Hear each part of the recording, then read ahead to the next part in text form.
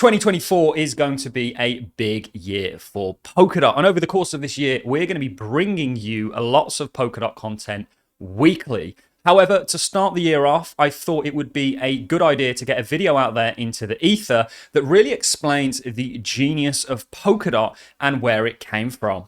Gavin Wood, the ex-founder of Ethereum and chief technology officer that wrote the Ethereum yellow paper, which saw the introduction of the Ethereum virtual machine, which essentially facilitates smart contracts, is the founder of Polkadot. And he founded Polkadot with the goal in mind of fulfilling Ethereum's shortcomings and improving how we do blockchain for a scalable reality. So what we're going to be doing in this video is we're going to be looking at how it sought to do that. And I think one of the best ways to understand this is to look at where it came from. So to look at Bitcoin, its shortcomings, Ethereum, its shortcomings, and then how Polkadot looks to address these problems. So Bitcoin saw the introduction of a new paradigm to the world, where we saw the implementation of distributed ledgers look to facilitate an entirely new monetary system. And this is not going to be a video about why that was so important. We've done plenty of content covering the restraints of the current fiat systems, let's just put it that way.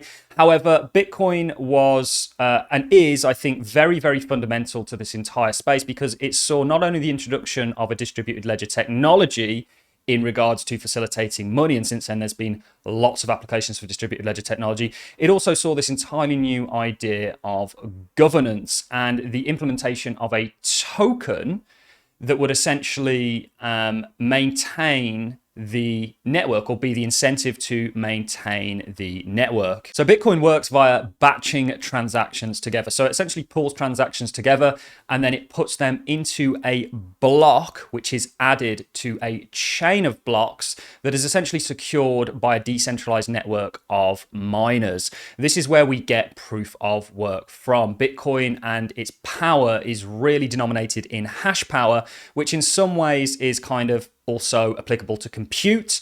And this is where we get the whole proof of work consensus from. The computers are doing the work to maintain the network, and they of course get rewarded in Bitcoin. Now, we have seen a lot of criticism in regards to proof of work from an environmental point of view. And of course, we are about to get on to proof of stake, which is a mechanism that Polkadot, or a consensus that Polkadot implements, that is a far more eco-friendly and efficient way of doing blockchain, in my opinion. Ethereum then came around and took the initial concepts of Bitcoin and blockchain and added smart contracts into the mix. Something that Gavin Wood, who was fundamental in the development of the Ethereum virtual machine, which is how smart contracts are facilitated, essentially the language that is used to build these smart contracts, was fundamental in this role. And ultimately, this has opened up an entirely new world of possibilities. However, with these earlier blockchains, and still today, we see real issues in regards to scalability, with Bitcoin currently today being able to process from 5 to 7 transactions per second, and Ethereum, which is slightly better at around about 50 to 100 transactions per second, potentially at max, but currently processes around about, on average, 11 transactions per second at the time of recording. This could be a lot higher if you guys are listening to it in the future. So both of these solutions, both of these blockchains are not scalable. This is really where we've seen the birth of things like Lightning Network, Polygon, and the layer 2 solutions come in. So with these two initial blockchains, and there was many blockchains in between Bitcoin and Ethereum, like Namecoin and all these other coins and Peercoin, they aren't really scalable. And still today, Ethereum isn't scalable. Still today, Bitcoin isn't scalable. And this is really what Polkadot was born out of. You can't have that kind of transactions per second if you want to implement and have your blockchain running real world applications that may require thousands, potentially tens of thousands of transactions per second. Enter Polkadot. Polkadot is truly genius. And one of the reasons I was so attracted to Polkadot back in 2018 was due to the way that it was just doing things in a completely different manner. A manner that I think has been followed by many projects since the birth of Polkadot. Polkadot was born with this vision of not doing everything on one chain, which just simply is not scalable. Certainly if you want to facilitate a Web3, if you think about the Web2 and all the things you can do on that, you couldn't do that on blockchains today. However, Polkadot's solution to this was really to come up with a multi-chain idea where you had one beating heart that supplied all the organs with, using the heart analogy, blood, but security, block space, that enabled them to go on and facilitate their own tasks and roles that they were looking to specifically facilitate. So instead of doing everything on the layer 1, it essentially is a platform where people can build upon it to facilitate their own use cases in a scalable manner. And the genius about Polkadot essentially is the more parachains at the moment, we're going to be moving to cores, and we'll be talking about that a little bit later on, that Polkadot has, the more scalable it is. And it essentially allows it to become almost infinitely scalable, but whilst maintaining security based on the Polkadot relay chain. How it enables that security, that shared security for all these parachains at the moment, or what will become cores, to enable that they are secure to the same level that the underlying Polkadot relay chain is very simple. It essentially takes the underlying consensus of Polkadot and basically rents it out to these parachains, so that they are essentially, the blockchain that they are building on top of Polkadot is essentially secured by the same consensus mechanism of the underlying relay chain. So Gavin Wood started building Polkadot in 2016. It was announced in 2017 and was built by Parity Technologies, a company that was previously working on Ethereum, that was founded by Gavin Wood. A little bit of trivia here. I think Parity Technology was originally called ETHDev. Polkadot has changed, I think, fundamentally the ways that we look to do blockchain and facilitate distributed ledger technologies, not only in its consensus mechanism, which utilizes proof of stake, which is different from, of course, what Ethereum started out as via proof of work, and of course Bitcoin. And proof of stake, very simply put, for the sake of this video and to really oversimplify it, is different from proof of work in the sense that instead of hash power or mining power compute that is used to compete to validate the network and of course get the rewards and produce the next block, proof of stake, instead of using power, utilizes stake. So you will get chosen as a validator not based on how powerful you are, but based on how much stake you have, which in this case is the underlying DOT token. This is far more efficient, far more economically friendly, and some would argue far more secure. So I think the real genius of Polkadot is its implementation and vision of being multi-chain, to have, instead of like what Bitcoin and Ethereum fostered, this idea of one chain to kind of do everything, to have this kind of multi-chain parallel ecosystem. So we get the word parachains from chains that run in parallel to the relay chain. And by doing this, what you essentially enable, just like with a computer, if you think about a computer and cores in a computer, which is why we're probably going to rebrand parachains to cores, or to the things that facilitate the parachains to cores.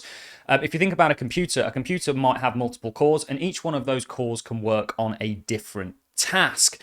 This means that you can do multiple things without any kind of a delay. And that's essentially what Polkadot has tried to facilitate. And I think it is absolutely genius and is really a trendsetter for what, in my opinion, the entire crypto space is now following in regards to implementing this vision where you can maintain security across multiple chains based on one chain that will enable people to do whatever it is they want to do in a scalable, efficient, and secure manner. This is absolutely huge. And actually, I think this is the winning formula, because ultimately we've seen the likes of Ethereum with its layer 2 ecosystem basically move similarly or adopt a similar kind of model. More transactions take place on Ethereum's layer 2s than they do on the Ethereum layer 1. And we've also seen many of the chains actually walk this line. And I do really love the analogy that I just made there of looking at Polkadot as a kind of computer, a supercomputer, if you will, that has many cores in it that people can use to facilitate and utilize blockchain, whatever kind of use case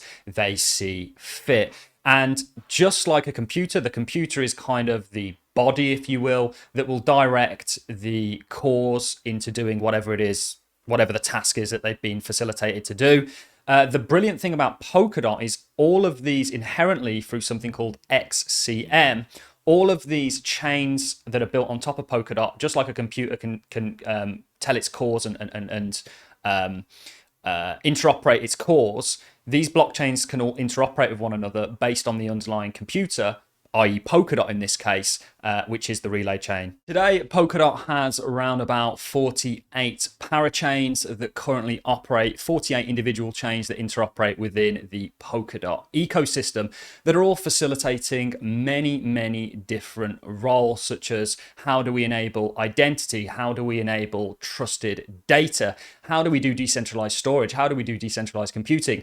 And many of these parachains that are partnered or that run on top of Polkadot are partnered with some of the biggest global institutions in the world. We see the likes of Deloitte partnering with Kilt Protocol to enable a decentralized distributed identity system. We also see the likes of Sony working with a Star, which is an exciting layer one within the Polkadot ecosystem. And there are many others that we are going to be covering in the following 6 months, such as Origin Trails in talks with Google about their cloud solutions and how to bring verifiable data to it. I have mentioned this previously in the video, but I do want to re-mention it. And I think one of the really interesting things about Polkadot's vision is actually that many are following in its footsteps, even Ethereum, which came before it. Not only has Ethereum merged onto proof of stake, but it is now kind of really adopting and I guess relying on a multi-chain